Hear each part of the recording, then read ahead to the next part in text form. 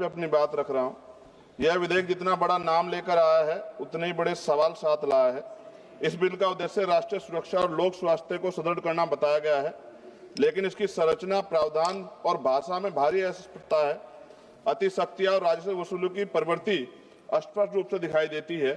विधेयक का उद्देश्य स्पष्ट नहीं है, नाम बड़ा और दिशा धुंधली।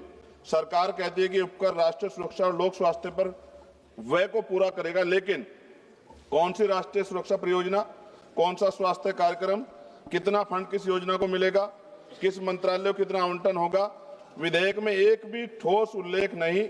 इससे यह उपकर विषय वस्तु के बिना नाम मात्र का कर बनकर रह जाता है। अध्यक्ष जी, विधेयक स्पष्ट कहता है कि उपकर का पैसा कंसोलिडेटेड फंड और ऑफ इंडिया में जमा होगा। इसका अर्थ है पैसा किसी भी सामान्य सरकारी खर्च में मोड़ा जा सकता है। ना संसद में स्पष्ट हिसाब मिलेगा, ना जनता को पता चलेगा कि स्वास्थ्य या सुरक्षा में कितना पैसा लगा है। यदि पैसा कहीं भी जा सकता है तो इस उपकर का नाम स्वास्थ्य सुरक्षा क्यों? उत्पादन आधारित उपकर, उद्योग पर भारी प्रहार।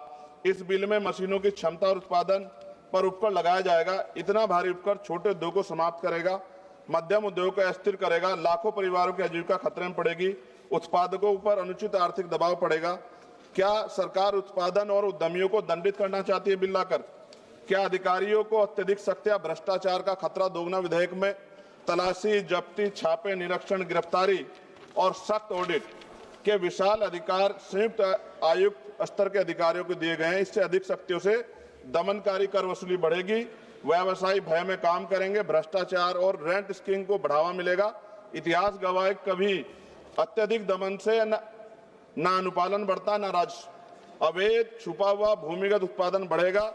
जब मशीन की क्षमता पर भारी उपकर लगाया जाएगा तो उद्योग उत्पादन छुपाएंगे, अवैध यूनिटें चलाएंगे, अंडरग्राउंड फैक्ट्रियां बढ़ेंगी, काला बाजार मजबूत होगा। और WHO के अनुसार GST सेस बढ़ने के बाद अवैध बाजार में 13,000 करोड़ तक दुगना हुआ है। क्या सरकार वही गलती दोहराना चाहती है?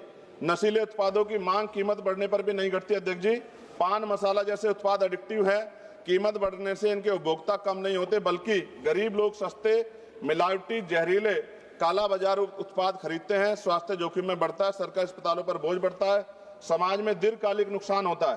क्या यह स्वास्थ्य सुरक्षा या स्वास्थ्य संकट है? राज्यों को उनका संवैधानिक हिस्सा न मिलना, इससे उपकर नॉन डिविजिबल है।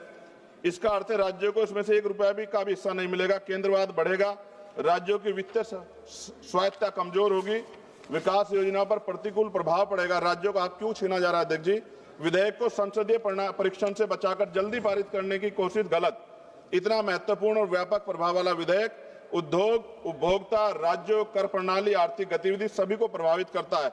निष्कर्ष जी, यह विधेयक देश हित में नहीं, राज्य हित में है।